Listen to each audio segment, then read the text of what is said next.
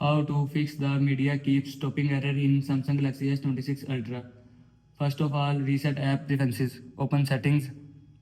Scroll down, click on apps.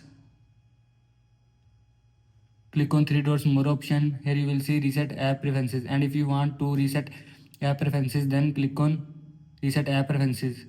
Now click on reset. After click on reset, app preferences will be reset from your phone. Now go back. After that, software update.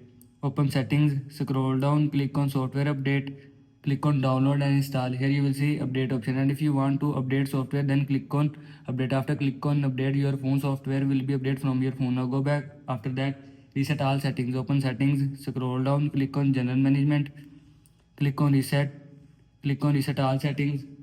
Here you will see reset settings option, and if you want to reset setting all reset setting, then click on reset setting. After click on reset setting, all settings will be reset from your phone. This is how you can fix the media keeps stopping error in Samsung Galaxy S26 Ultra. I hope you like this video, and thanks for watching this video.